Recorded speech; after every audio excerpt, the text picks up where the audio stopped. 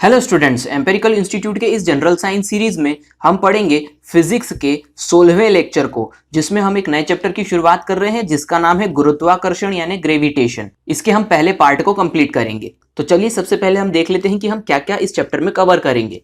तो देखिए यहाँ पर मैं कंटेंट बता रहा हूँ आपको। गुरुत्वाकर्षण यानी ग्रेविटेशन, न्यूटन का सार्वत्रिक गुरुत्वाकर्षण नियम यानी कि यूनिवर्सल ग्रेविटेशनल लॉ।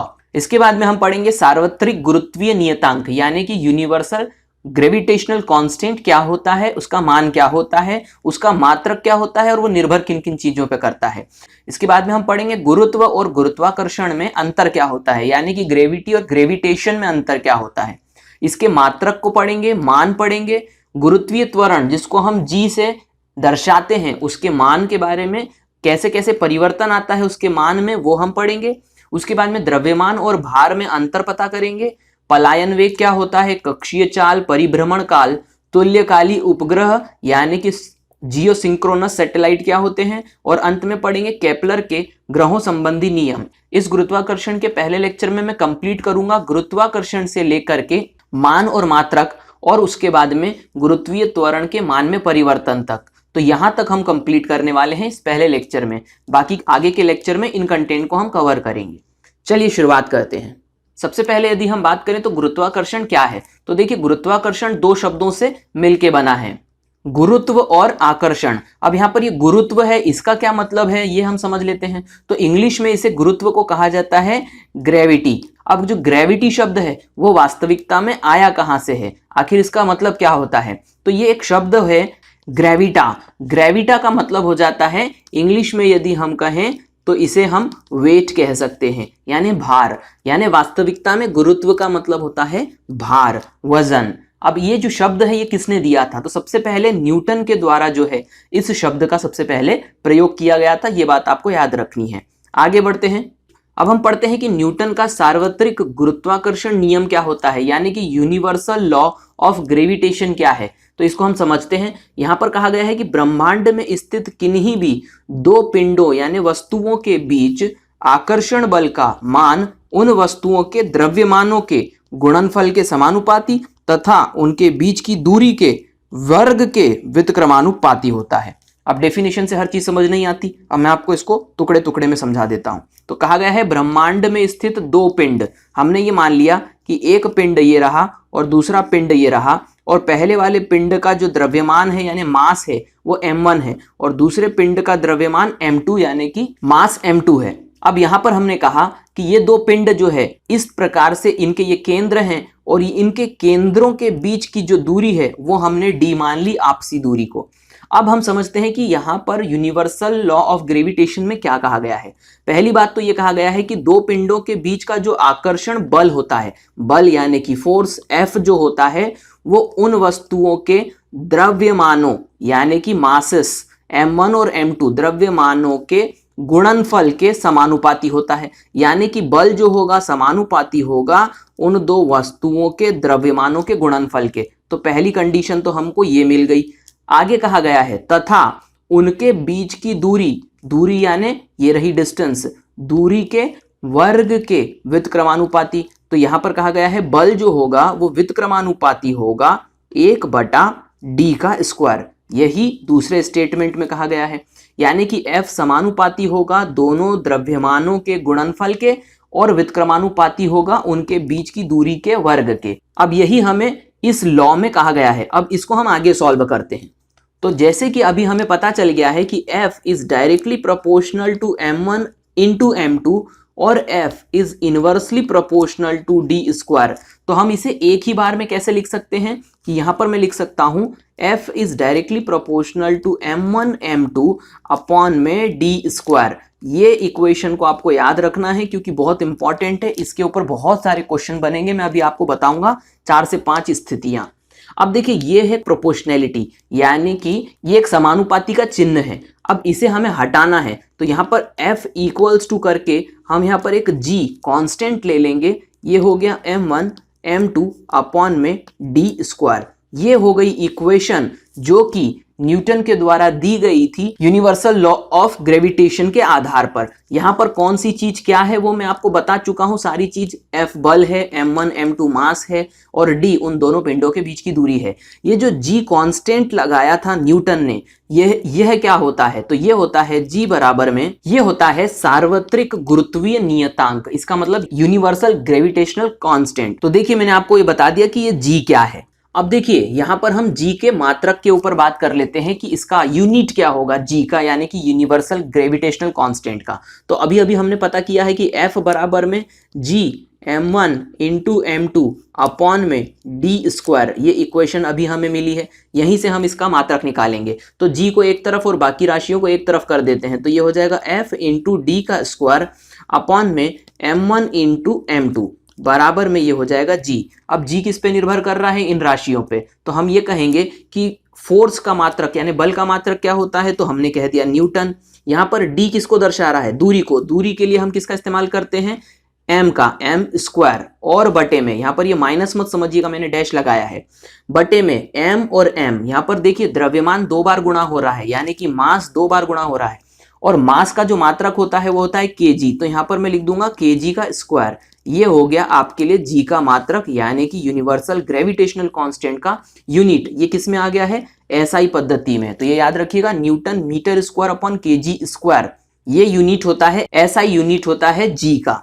अब इसको हम MKS में बदलते हैं। तो यहाँ पर मैं जानता हूं कि G बराबर में न्यूटन मीटर स्क्वायर अपॉन में kg का स्क्वायर, यहां तक मैं पहुंच गया हूं। अब देखिए मेरे को MKS में बदलने के लिए मैं यहां पर क्या करता हूं, न्यूटन को हटा देता हूं। तो यहां पर G बराबर में मैं जानता हूं न्यूटन का मतलब क्या होता है, पिछले वीडियो में मैं बता चुका हूं। न्यूटन मतलब हो जाता है kg मीटर पर सेकेंड स्क्वायर, और यहां पर बचा हुआ है ये मीटर स्क्वायर अपॉन में kg का स्क्वायर।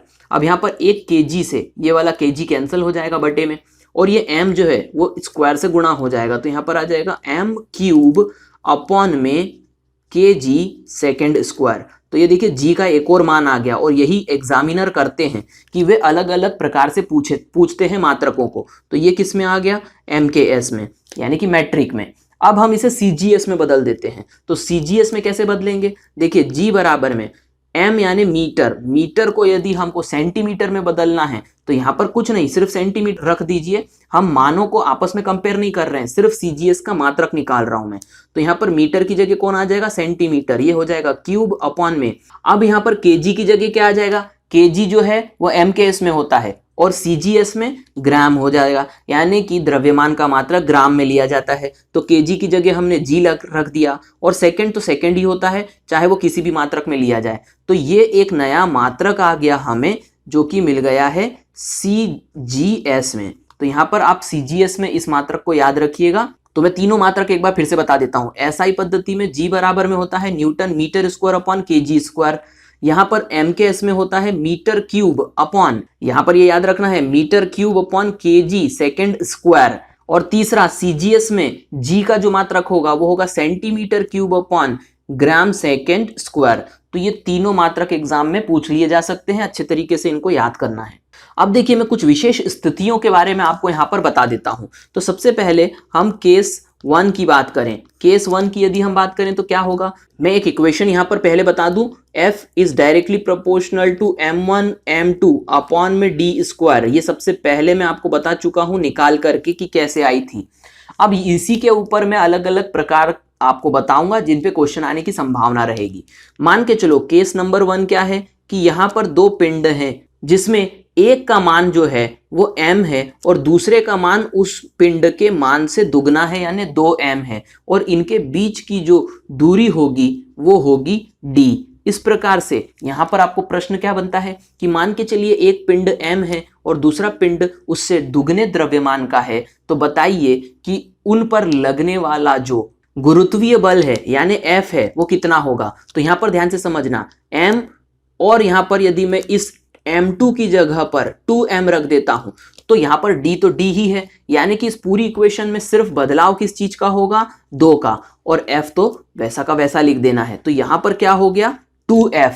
इसका मतलब यदि आप किन्हीं भी दो पिंडों में से किसी एक के द्रव्यमान को दुगना करोगे तो यहाँ पर बल दुगना हो जाएगा। तो मैंने आपको ये पहली स्थिति समझा दी। अब हम पढ़ते हैं केस नंबर 2।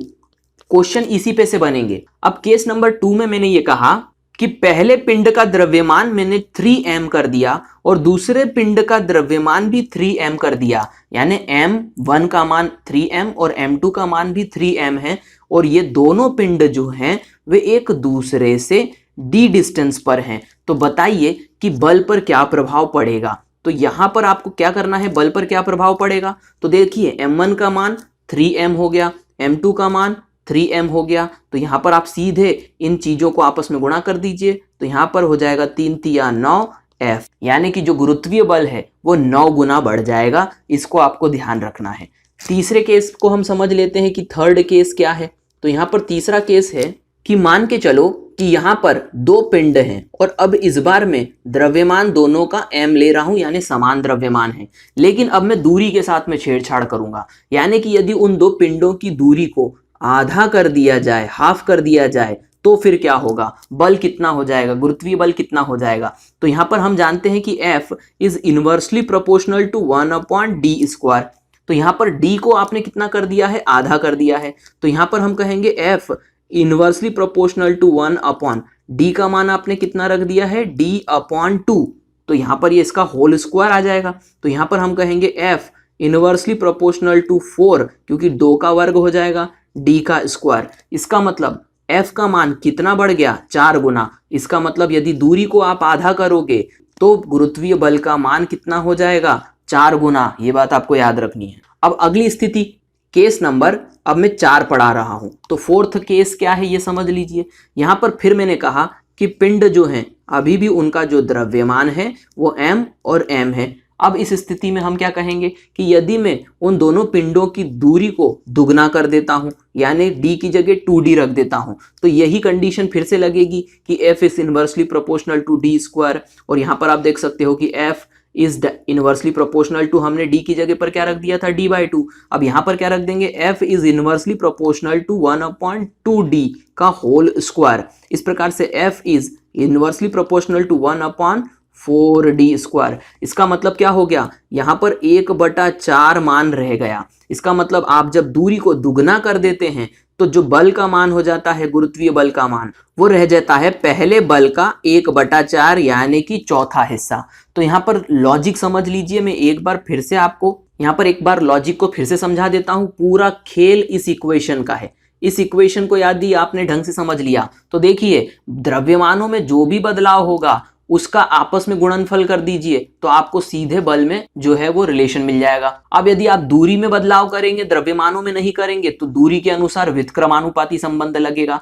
अब यदि मैं एक बात कहता हूं कि मैंने m को भी बदल दिया, m1 को भी बदल दिया, m2 को भी बदल दिया, d को भी बदल दिया, तो क्या होगा, कुछ भी नहीं। मैं पांचवी स्थिति जो अब आपको समझा रहा हूं उसे आपको समझना है। तो यहाँ पर केस यदि मैं आपको पांचवा केस समझाऊं तो पांचवा केस क्या हो जाएगा, हम जानते हैं कि F is directly proportional to m1 m2 upon में d²। ये हम समझते हैं। अब मैंने क्या कहा कि भाई पहला जो पिंड है उसका द्रव्यमान 2m है, दूसरा जो पिंड है उसका द्रव्यमान 3m है, और इन दोनों के बीच की जो दूरी है वो मैंने 3 गुनी कर दी, यानी 3d, 3 टाइम्स ऑफ d कर दी। अब क्या हुआ, पहला द्रव्यमान 2m है, यहाँ पर 2m रख दीजिए, ये हो गया 2m मल्टीप्लाइड में यहाँ पर क्या हो जाएगा 3m m2 की जगह पर, तो ये हो गया 3m अपॉन में डिस्टेंस d कितनी थी, यहाँ पर 3d थी, तो यहाँ पर रख दीजिए 3d और इसका लगा दीजिए स्क्वायर। इसको सॉल्व कर लीजिए तो यहाँ पर हो जाएगा 3 दूनी 6 m का स्क्वायर, क्योंकि m इंटू m² हो जाएगा, अपॉन में यहाँ पर 3 का वर्ग हो जाएगा 9 और ये हो जाएगा d²। आप चाहें तो इस m² की जगह इसे m इंटू m भी लिख सकते हैं ताकि कंफ्यूजन नहीं रहे। m1 का मान भी m था, m2 का मान भी m है। अब इस प्रकार से ये इक्वेशन को आप छोड़ दीजिए। यहाँ पर बदलाव कितने का हुआ, 6/9 का। इसी प्रकार से क्वेश्चन पूछे जाते हैं। 6/9 का मतलब हो गया 3 से काटेंगे तो 2 बार, 3 बार, यानी कि 2/3। इसका मतलब प्रश्न कैसे बनेगा, यदि किसी पिंड के द्रव्यमान को 2m कर दिया जाए तथा दूसरे पिंड के द्रव्यमान को 3m कर दिया जाए और उनके आपसी दूरी को 3 गुना बढ़ा दिया जाए तो गुरुत्वीय बल पे क्या प्रभाव पड़ेगा। तो गुरुत्वीय बल 2/3 रह जाएगा, ये ऑप्शन में आपको मिल जाएगा। तो मैंने आपको इस इक्वेशन को एनालिसिस करके बता दिया कि कितने अनगिनत क्वेश्चन इस पे बन सकते हैं। एग्जामिनर चाहे इस इक्वेशन को कैसे भी करके तोड़ मरोड़ करके क्वेश्चन बना सकता है। चलिए अब हम आगे बढ़ते हैं। तो अब हम पढ़ेंगे कि जी का मान किस पे निर्भर करेगा और किस पे निर्भर नहीं करेगा। अब जी क्या है, बार बार बताते आ रहा हूं, यूनिवर्सल ग्रेविटेशनल कांस्टेंट यानी सार्वत्रिक गुरुत्वीय नियतांक है। अब ये किस किस पे निर्भर करेगा, तो ये निर्भर करेगा द्रव्यमानों पर और परस्पर दूरी पर। आप कहेंगे ऐसा क्यों, तो अब भी मैं बता रहा हूं, F = G m1 m2 upon में d²। इस इक्वेशन की ही तो हम बात कर रहे हैं तब से। अब यहां पर हम यदि कहें कि g का मान निकालना है तो पहले ही मैंने ये किया था, F d² अपॉन में यहां पर आ जाएगा m1 m2 बराबर में g। इसका मतलब अब देखिए g किस पे निर्भर कर रहा है, g निर्भर कर रहा है d यानी कि उनके आपस की परस्पर दूरी पर, और किस पे निर्भर कर रहा है, m1 और m2 पर। ये m1 है, इसको ध्यान में रखना है, m1 और m2 यानी द्रव्यमानों पर। इसका मतलब g जो है निर्भर करेगा इन दो चीजों पे। इसके ऊपर सीधा ऑब्जेक्टिव क्वेश्चन बन गया पहली बात तो। अब बात करेंगे किस पे निर्भर नहीं करता, तो पहली बात आकार पे निर्भर नहीं करता। इस इक्वेशन में देखिएगा, इस इक्वेशन में आपको कहीं पर भी कोई ऐसा इंडिकेशन या ऐसा कोई पैरामीटर दिख रहा है जो कि ग्रह के या पिंड के आकार को बताएगा, बिल्कुल भी नहीं। आकृति पर निर्भर नहीं करता, पिंडों की प्रकृति पर निर्भर नहीं करता कि पिंड ठंडा है, गर्म है या फिर कैसा उसका वातावरण है, और पिंडों के बीच के माध्यम पर निर्भर नहीं करता। यानी कि यदि दो पिंड जो हैं वो इस प्रकार से हैं तो इनके बीच में निर्वात है, ऑक्सीजन है, हाइड्रोजन है या कोई भी माध्यम हो, इस पर निर्भर नहीं करता। तो ये पॉइंट्स पे क्वेश्चन सीधे सीधे बनता है ऑब्जेक्टिव क्वेश्चन कि जी का मान किस पे निर्भर करता है, किस पे निर्भर नहीं करता है। ये बात आपको याद रखनी है। आगे बढ़ते हैं, अब हम पढ़ते हैं गुरुत्व क्या है। गुरुत्व यानी इंग्लिश में यदि हम कहें तो ग्रेविटी क्या है। हम सबसे पहले समझ लेते हैं। पृथ्वी के द्वारा पृथ्वी पर स्थित या पृथ्वी के आसपास स्थित पिंडों पर लगाए गए आकर्षण बल को गुरुत्व कहते हैं। अब एक चीज मैंने आपको बताई गुरुत्वाकर्षण और एक बताया गुरुत्व। अब देखिए ये रहा गुरुत्वाकर्षण बल और ये रहा गुरुत्व बल, ये दोनों में अंतर क्या है। गुरुत्वाकर्षण बल की यदि हम बात करें तो ब्रह्मांड में, यूनिवर्स में कोई भी दो पिंड होंगे, कोई भी ले लीजिए, एनीथिंग, उन दो पिंडों के बीच में जो भी बल लगेगा उसको हम गुरुत्वाकर्षण कहेंगे। लेकिन इन दोनों पिंडों में से यदि एक पिंड जो है मान के चलिए वो पृथ्वी है, तो हम कहेंगे कि उस बल को हम गुरुत्वाकर्षण बल नहीं कह के गुरुत्व बल कहेंगे, क्योंकि एक स्पेसिफिक प्लैनेट ग्रह की बात हो रही है और वो है पृथ्वी। तो पृथ्वी शब्द जब भी आ जाएगा तो हम वहां पर गुरुत्वाकर्षण नहीं कहेंगे, गुरुत्व बल कहेंगे, जिससे कि सीधे इंडिकेशन मिल जाएगा। यदि मैं कहता हूं गुरुत्व बल है तो आपको इंडिकेशन मिल जाएगा कि मैं बात पृथ्वी ग्रह की कर रहा हूं, किन्हीं दो ग्रहों में से एक ग्रह जो है वो पृथ्वी है। तो ये मैंने आपको अंतर बता दिया गुरुत्वाकर्षण और गुरुत्व बल में। अब बढ़ते हैं आगे। तो अब हम बात करते हैं गुरुत्व की। तो देखिए हमने एक इक्वेशन पढ़ी थी, F बराबर में capital G m1 m2 upon में d²। देखो ये जो इक्वेशन आई है ये आई है यूनिवर्सल ग्रेविटेशनल लॉ से, ये न्यूटन के द्वारा दिया गया था। अब एक और इक्वेशन जो है वो न्यूटन के सेकेंड लॉ से आती है, वो है F = m/a। ये पिछले वीडियो में मैं बता चुका हूं, यानी कि बल बराबर द्रव्यमान गुणा त्वरण, ये भी न्यूटन ने दिया था। इस प्रकार से देखो ये भी बल है और ये भी बल है, ये दोनों यदि बल है तो इनके राइट हैंड साइड भी इक्वल हो जाएंगे। तो हम ये कहेंगे कि G m1 m2 अपॉन में d² बराबर में हो जाएगा m/a। ये यहां पर हम इस रिलेशन पे आ गए हैं। अब मैंने माना कि यहां पर ये जो m1 का मैंने मान लिया है ये मैं पृथ्वी के लिए ले लेता हूं, क्योंकि हम यहां पर m/a की जो बात कर रहे हैं वो पृथ्वी के लिए कर रहे हैं। तो मैंने मान लिया कि ये m1 जो है ये पृथ्वी का द्रव्यमान है, तो G तो जो है वो कांस्टेंट है, उसका मान हमेशा एक ही रहता है, तो G को वैसा का वैसा रख दिया। इस m1 को मैंने नाम दे दिया कैपिटल M, जो कि अब होगा पृथ्वी का द्रव्यमान, याद रखिएगा।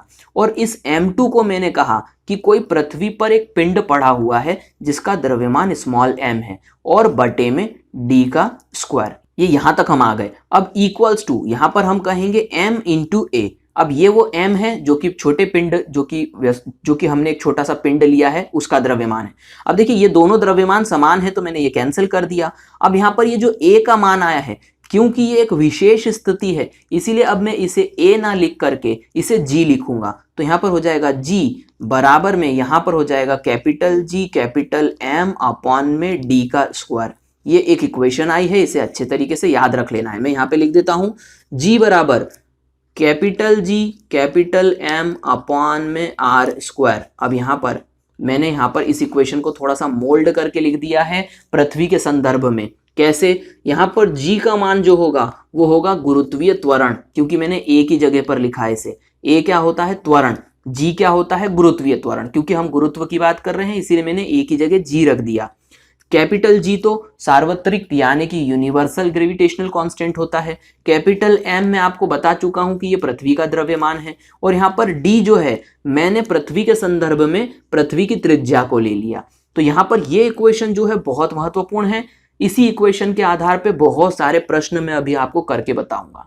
तो देखिए अब जो हम जानते हैं, कुछ लोग यदि जानते हो कि भाई g का मान जो होता है 9.81 होता है, तो ये कैसे होता है? तो अब मैं आपको बता देता हूं कि ये g का मान निकलता कैसे है। देखिए यहाँ पर ये जो g होता है यानी कि सार्वत्रिक गुरुत्वीय नियतांक यानी ग्रेविटेशनल कांस्टेंट जो होता है यूनिवर्सल, वो होता है g बराबर में 6.674 into 10⁻⁻11 newton metre square upon में kg स्क्वायर। तो ये होता है कैपिटल जी का मान जो कि कांस्टेंट होता है। अब इसके ऊपर एक क्वेश्चन बनता है कि ये जो मान है ये कौन लेके आया था, याद रखना। और अब यहाँ पर थोड़ा सा ध्यान देना, ये जो मान है ये कौन लेके आया था, ये किसके द्वारा निकाला गया? तो आप सोचेंगे कि यदि न्यूटन ने ये इक्वेशन निकाली है तो ये मान भी न्यूटन ने ही निकाला होगा, लेकिन ऐसा नहीं है।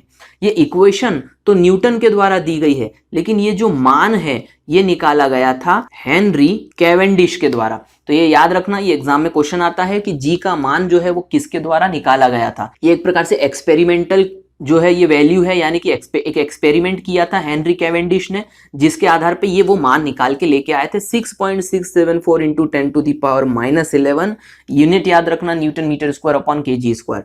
ये मैंने आपको बता दिया। तो यहाँ पर देखिए कॉन्सेंट्रेट होकर के सुनते चले जाइएगा, आपके बहुत सारे क्वेश्चन में कंप्लीट करवाते चले जा रहा हूं। ये देखिए जी का मान हमें पता चल गया। अब देखिए पृथ्वी है तो ऑब्वियसली उसका कोई ना कोई द्रव्यमान होगा ही होगा और उसकी त्रिज्या भी है। यहां पर जब मैं जी का मान रखता हूं, एम का मान रखता हूं, आर का पृथ्वी की त्रिज्या का मान रखता हूं और इसे जब मैं सॉल्व करता हूं तो सॉल्व करने पर जी का एक मान आता है जिसे हम 9.81 मीटर पर सेकेंड स्क्वायर यानी गुरुत्वीय त्वरण कहते हैं। ये बात याद रखना है। अब आपको पता चल गया कि 9.81 आया कहां से है। ठीक है, अब देखिए क्योंकि हमने बता दिया कि यहां पर g बराबर में जो होता है 9.81, इसका तो मान हो गया और इसका यूनिट हो गया मीटर पर सेकेंड स्क्वायर।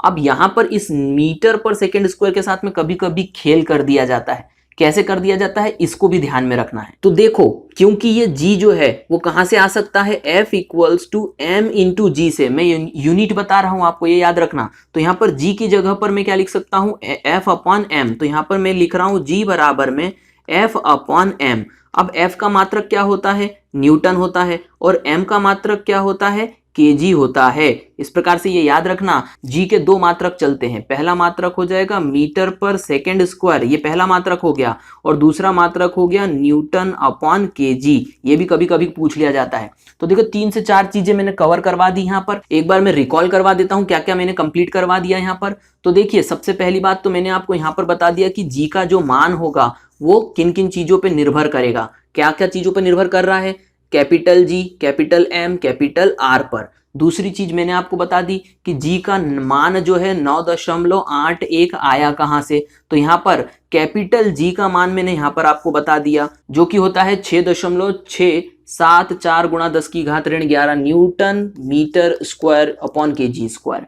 इसके बाद में ये मान किसके द्वारा निकाला गया था, हेनरी कैवेंडिश। ये बात याद रखनी है। दूसरी बात, जो जी का मान होता है वो 0.81 मीटर पर सेकेंड स्क्वायर होता है। उसके बाद में इसका दूसरा मात्रक क्या होता है, तो जी का एक मात्रक है मीटर पर सेकेंड स्क्वायर और दूसरा मात्रक हो सकता है न्यूटन अपॉन kg। ये सारी चीजें मैंने आपको बता दी, इन्हीं के ऊपर क्वेश्चन आएगा, इसको आपको ध्यान में रखना है। अब ये जो इक्वेशन है इसको आपको ध्यान में रखना है कि यहाँ पर जो इक्वेशन है इसमें जी जो है गुरुत्वीय त्वरण किस पे निर्भर कर रहा है। पहली बात तो यहाँ पर निर्भर कर रहा है ये पृथ्वी के द्रव्यमान पर, और किस पे निर्भर कर रहा है, पृथ्वी की त्रिज्या पर।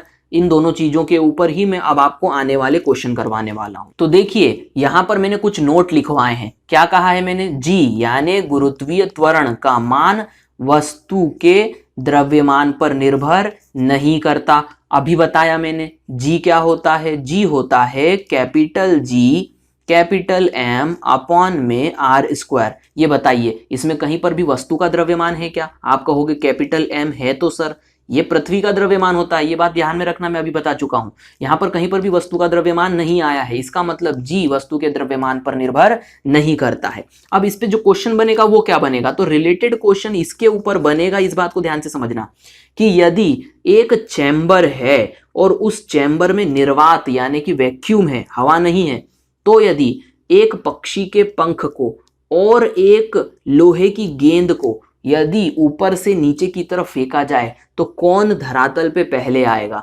तो दोनों एक साथ धरातल पे आएंगे। हम क्या होता है, हम कंफ्यूज हो जाते हैं, हमें लगता है कि लोहे की गेंद भारी है तो जल्दी नीचे की तरफ आ जाएगी, लेकिन ध्यान से समझना है जी जो है वो गुरुत्वीय त्वरण है, यानी कि पृथ्वी के द्वारा जितने बल से किसी वस्तु को खींचा जा रहा है उसका मान है। यहाँ पर लोहे की गेंद हो या फिर किसी पक्षी का पंख हो, वह दोनों ही पृथ्वी के द्वारा समान ताकत समान बल से खींची जाएंगी, इसीलिए ये दोनों ही वस्तुएं एक समान रूप से धरातल पे नीचे की तरफ गिरेंगी, जबकि क्या हो, नीचे अंदर की तरफ वैक्यूम हो, यानी कि रेजिस्टेंस नहीं होना चाहिए। वरना आप जानते हैं कि पंख जो है वो धीरे सतह की तरफ बढ़ेगा और गेंद तेजी से आ जाएगी, लेकिन यदि वैक्यूम है तो ऐसी स्थिति में पंख और लोहे की गेंद दोनों ही समान रूप से पृथ्वी के द्वारा खींची जाएंगी, यानी कि पृथ्वी का जो आकर्षण बल होता है वो वस्तु के द्रव्यमान पर निर्भर नहीं करता। दूसरी बात अब मैं आपको बता दूं, जी का मान एम यानी ग्रह के द्रव्यमान पर निर्भर करता है। दूसरा पॉइंट क्या मैंने बताया, यहां पर देख सकते हैं आप जी का मान कैपिटल एम पे निर्भर कर रहा है, यानी कि पृथ्वी है तो उसका द्रव्यमान अलग है, चंद्रमा है तो उसका द्रव्यमान अलग है, सूर्य है तो उसका द्रव्यमान अलग है। इसीलिए हम कहते हैं कि जो जी का मान होता है पृथ्वी के लिए अलग, चंद्रमा के लिए अलग, बृहस्पति के लिए अलग और सूर्य के लिए अलग। इसका मतलब यह कैपिटल एम यानी ग्रह के द्रव्यमान पर निर्भर करता है। आगे बढ़ते हैं, जी का जो मान होता है वो आर यानी पिंड की त्रिज्या के वर्ग पर निर्भर करता है। यहां पर आप देख सकते हैं आर स्क्वायर, यानी कि g is inversely proportional to r square. अब इस पर बनेंगे क्वेश्चन, कैसे? ध्यान से समझना है। किसी भी ग्रह की जो त्रिज्या होती है उसके व्युत्क्रम के वर्ग के अनुसार जी का मान बदलता है। अब पृथ्वी के संदर्भ में ये क्वेश्चन कैसे आएगा ये मैं आपको समझा रहा हूं। देखिए हम जानते हैं कि जो पृथ्वी है वो कुछ इस प्रकार से है, यानी कि वह भूमध्य रेखा पर ज्यादा त्रिज्या रखती है और ध्रुवीय क्षेत्र में कम त्रिज्या है उसकी, ये हम जानते हैं। यानी कि ध्रुवों पर हमारी पृथ्वी जो है वो चपटी है, ये नॉर्थ पोल ये साउथ पोल, यहाँ पर ध्रुवों पर चपटी है और फैली हुई है बीच से यानी भूमध्य रेखा पर। इस स्थिति में हम कह सकते हैं कि भूमध्य पर पृथ्वी की त्रिज्या ज्यादा है और ध्रुवों की त्रिज्या जो है, पृथ्वी की ध्रुवों की त्रिज्या जो है वो कम है।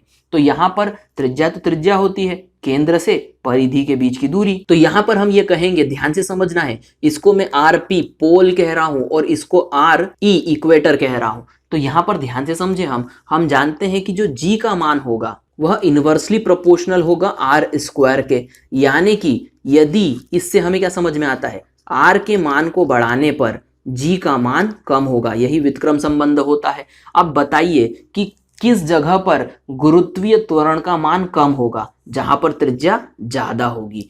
त्रिज्या कहां पर ज्यादा है?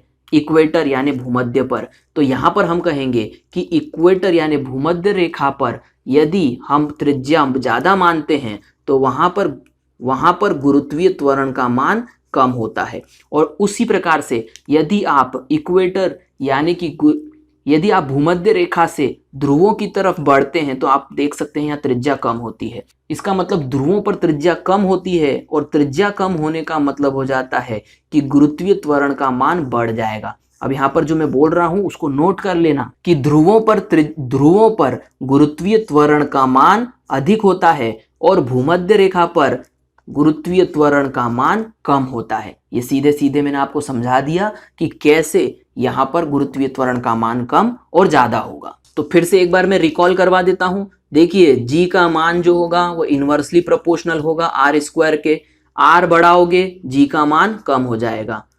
अब यहाँ पर हमने कहा यदि भूमध्य रेखा पर r का मान ज्यादा है तो g का मान क्या होगा, कम होगा, यानी कि भूमध्य रेखा पर g का मान कम होता है। ध्रुवों पर r का मान कम है तो g का मान क्या होगा, ज्यादा होगा। ये आपको 2 या 3 ऑब्जेक्टिव क्वेश्चन मैंने कंप्लीट करवा दिए। यहां से आगे बढ़ते हैं। अब देखिए यहां पर मैंने कुछ लिखा है, क्या लिखा है, ऊंचाई पर g का मान बराबर 2 गुणा गहराई पर g का मान। यानी कि यदि आप ये कहें कि ये रही पृथ्वी और पृथ्वी के मध्य में यदि आप ऊपर की तरफ जाते हैं और आपने यहाँ पर मान के चलो कि 1 किलोमीटर की दूरी तय करी और इसी जगह से जहां से आप ऊपर गए थे नीचे की तरफ आप समान 1 किलोमीटर की दूरी जाते हैं, तो यहाँ पर यह होगा कि इस जगह पर ऊंचाई पर जो मान होगा g का वो गहराई की तुलना में जो होगा वो दुगना होगा। इसको आपको ध्यान रखना है।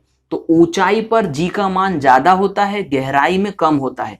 आखिर ऐसा होता कैसे है ये हम समझ लेते हैं। तो देखो यदि हम ऊंचाई की बात करें तो ऊंचाई में क्या होता है कि हमने माना कि किसी ऊंचाई पर g का मान g1 है। अब ये निकलेगा कहां से, एक इक्वेशन में सीधे तौर पे ले रहा हूं, ये होती है g ब्रैकेट में 1/2h अपॉन में r। ये एक प्रकार का डेरिवेशन होता है, हमें सिर्फ समझना है कि आखिर ये चीज आई कैसे। तो यहाँ पर यदि इस g को मैं अंदर गुणा करता हूं तो ये हो जाएगा g माइनस 2gh अपॉन में r। इस प्रकार से g1 यानी कि किसी एक ऊंचाई पर g का मान जो होता है वो होगा g minus 2gh upon r। ये मैंने आपको बता दिया। अब इसके बाद में यहां पर मैं यदि कहूं कि g वास्तविकता में g1 जो है वो वास्तविकता में निर्भर किस पे कर रहा है, तो देखो g तो कांस्टेंट है यानी कि पृथ्वी का गुरुत्वीय त्वरण, g यहां पर भी है, r पृथ्वी की त्रिज्या कांस्टेंट है, तो बच कौन गया, h। इसका मतलब ये हम कहेंगे कि यहां पर जो g1 होगा वो डायरेक्टली प्रोपोर्शनल हो जाएगा। इस पूरी इक्वेशन को मैं पहले तौर पे ले रहा हूं तो ये हो जाएगा 2gh अपॉन में r। यहां पर मैंने कहा कि ऊंचाई पर किसी एक ऊंचाई पर g का मान जो होता है वो 2gh अपॉन r होता है। एक ऑब्जेक्टिव क्वेश्चन ये करवा दिया मैंने आपको। अब गहराई की यदि हम बात करें तो गहराई के लिए मैं g2 मान ले लेता हूं। तो g2 की एक इक्वेशन होती है, वो होती है गहराई के लिए g ब्रैकेट में 1 माइनस h अपॉन में r। ये इक्वेशंस डेराइव की जाती है, मैं यहाँ पर सीधी ले रहा हूं क्योंकि हमें सिर्फ इन इक्वेशन से मतलब है। अब देखिए मैं क्या कर रहा हूं, g2 बराबर में g अंदर गुणा कर दूंगा g माइनस gh अपॉन में r। इसका मतलब फिर ये वही वाली बात है, ये कांस्टेंट हो गया। इसका मतलब g2 is directly proportional to gh upon में r। यहां पर ये दोनों इक्वेशन आ गई है, ये ऊंचाई h के लिए, ये डेप्थ d के लिए। यहां पर आप देख सकते हैं कि ऊंचाई पर यदि g1 का मान 2gh अपॉन r है और गहराई में gh अपॉन r है, तो इन दोनों इक्वेशन में सिर्फ फर्क कितने का है, 2 का है। यानी कि यदि मैं कहूं कि g1 जो होगा वो g2 से कितने गुना होगा, तो यदि मैं इस इक्वेशन में 2 का गुणा कर दूं तो ये पहली वाली इक्वेशन आ जाएगी। मतलब कि मैं ये कहूंगा कि gh बराबर में हो जाएगा 2 गुणा में gd। ये इक्वेशन याद रखना है आपको। मैंने क्या कहा, ऊंचाई पर समान ऊंचाई की बात हो रही है। यहां पर मैं पहले ही बता चुका हूं, 1 किलोमीटर ऊपर है तो 1 किलोमीटर नीचे है। ये स्थिति समान ऊंचाई और समान गहराई के लिए ही लगेगी। यानी कि समान ऊंचाई और समान गहराई पर जो संबंध होता है गुरुत्वीय त्वरण के बीच में वो ये होता है। अब इसी को तोड़ मरोड़ के क्वेश्चन बन जाते हैं। कैसे, gh अपॉन gd बराबर में क्या हो जाएगा, 2 हो जाएगा। इसका मतलब कि समान ऊंचाई और समान गहराई पर गुरुत्वीय त्वरणों के मान में क्या अनुपात होता है, तो 2:1 होता है। इसी को उल्टा कर दोगे gd अपॉन में gh बराबर में, तो ये हो जाएगा 1/2। तो देखो कितने क्वेश्चन बन गए, पहला ये बन गया, दूसरा ये बन गया, तीसरा ये बन गया। अब एक बार मैं फटाफट जो है वो रिकॉल करवा देता हूं आपको। देखो सबसे पहली बात, समान, मैंने शब्द लिया है समान ऊंचाई पर g का मान समान गहराई पर g के मान का कितना गुना हो जाएगा, 2 गुना। ये हो गया काम। यहां पर दूसरा क्या बन जाएगा, यदि gh यानी समान ऊंचाई और समान गहराई में गुरुत्वीय त्वरण का अनुपात पूछा तो क्या हो जाएगा, 2:1। दूसरी बात, इसी अनुपात को उल्टा कर दिया, समान गहराई और समान ऊंचाई पर g के मान में अनुपात, तो 1/2 हो गया। ये मैंने आपको यहाँ पर 3 से 4 ऑब्जेक्टिव क्वेश्चन बता दिए। आगे बढ़ते हैं। अब देखिए, यदि मैं ये कहूं कि गहराई में जाने पर कहीं ना कहीं मुझे पृथ्वी का केंद्र तो मिल ही जाएगा, तो मैं ये कहूं कि जी डी डेप्थ में जाने पे, अभी मैंने इक्वेशन लिखी थी g minus g h upon r, ये अभी लिखते हुए आया हूं। अब एक प्रश्न आता है, पृथ्वी के केंद्र पर गुरुत्वीय त्वरण का मान क्या होता है? इस इक्वेशन से समझते हैं।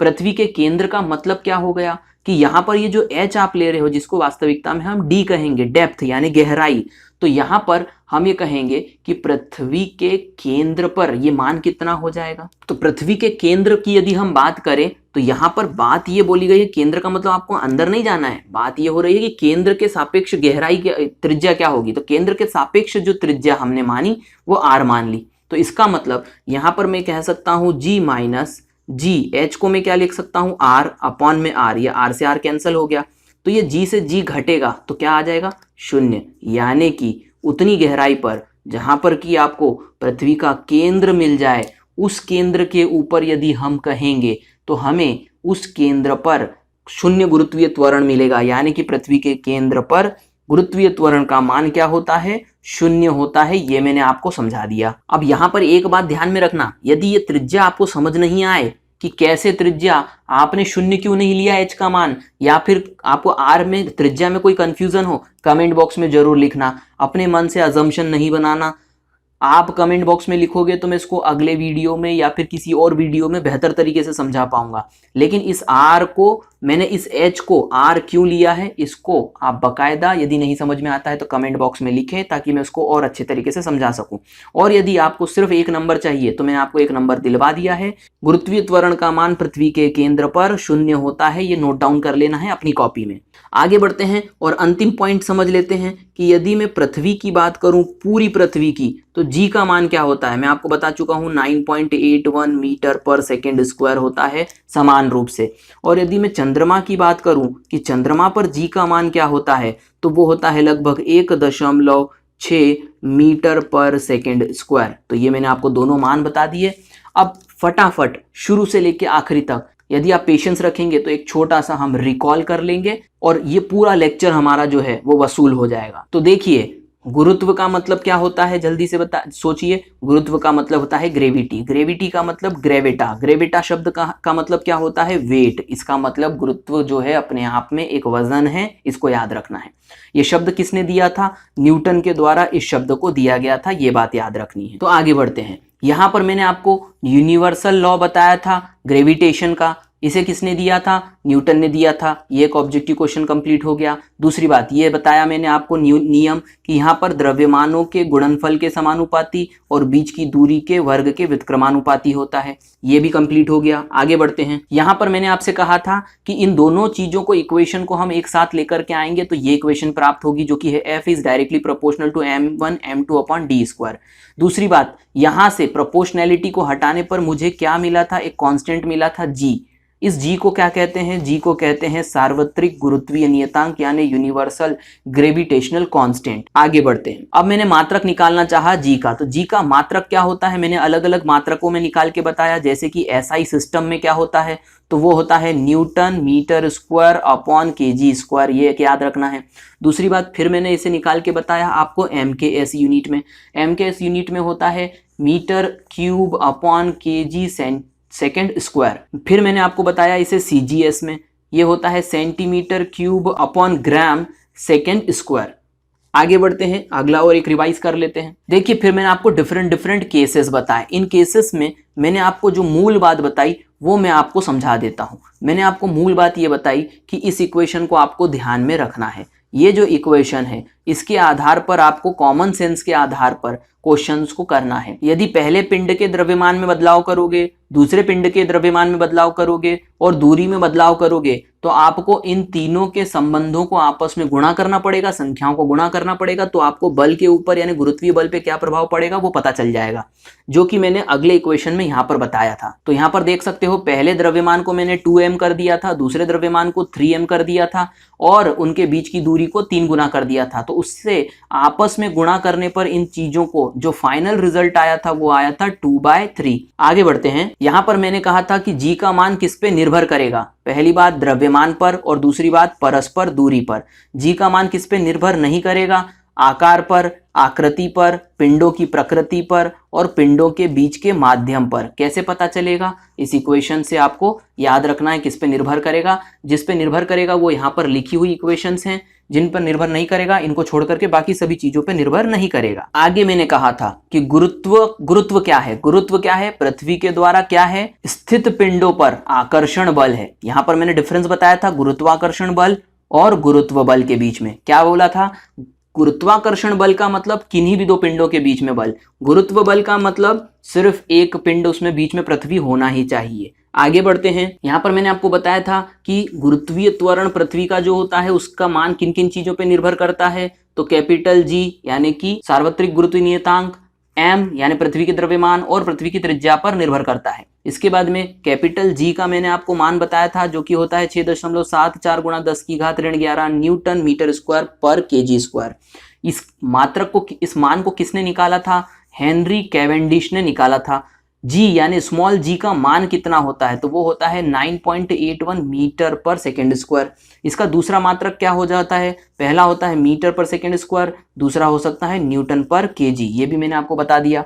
आगे बढ़ते हैं। अब मैंने कुछ नोट आपको बताए थे। नोट में पहले बताया था जी का मान जो है वो वस्तु के द्रव्यमान पर क्या करेगा? वस्तु के द्रव्यमान पर निर्भर नहीं करेगा। कैसे पता चला? इस इक्वेशन में यानी स्मॉल जी के इक्वेशन में कहीं पर भी स्मॉल एम आता है क्या? यानी पिंड का द्रव्यमान आता है क्या? नहीं आता। आगे बढ़ते हैं। जी का जो मान होता है वो एम, कैपिटल एम यानी ग्रह के द्रव्यमान पर क्या करता है? निर्भर करता है। क्यों करता है? इस इक्वेशन में आप देख सकते हैं जी का मान जो है वो निर्भर करता है आर यानी पिंड की त्रिज्या के वर्ग पर निर्भर करता है। यहाँ पर इक्वेशन में आप देख सकते हो कि ये व्युत्क्रम संबंध होता है जिसके आधार पे मैंने कुछ और चीजों के आपको एग्जाम्पल बताए हैं। जो कि मैंने बताया कि जी जो है वो इनवर्सली प्रोपोर्शनल होता है आर स्क्वायर के, यानी कि त्रिज्या बढ़ाओगे तो जी का मान क्या होगा? कम होगा। यानी कि भूमध्य रेखा पर आर का मान ज्यादा है तो गुरुत्वीय त्वरण कम होगा और ध्रुवों पर आर का मान कम है तो गुरुत्वीय त्वरण क्या होगा? ज्यादा होगा। ये बात मैंने आपको एक बार और रिकॉल करवा दी। आखिरी में मैंने आपको एक और चीज बताई थी कि समान ऊंचाई पर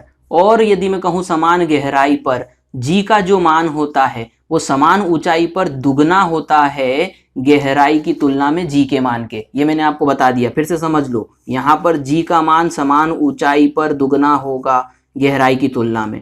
इसी को यदि हम अलग अलग प्रकार से आनुपातिक रूप से लिखेंगे तो ये मैंने आपको समझा दिया 2:1 और 1:2 कब आएगा? ऊंचाई बटा गहराई होगा तो 2:1 और गहराई बटा ऊंचाई होगा तो 1:2। अंत में मैंने आपको यहाँ पर बताया था कि जो जी का मान जो होता है वो पृथ्वी के केंद्र पर 0 होता है और अंत में पृथ्वी के लिए मान होगा जी का 9.81 और चंद्रमा के लिए 1.6। तो मैं उम्मीद करता हूं कि यहाँ पर मैं आपको बेहतर तरीके से रिवाइज भी करवा चुका हूं। तो मिलते हैं नेक्स्ट वीडियो लेक्चर में।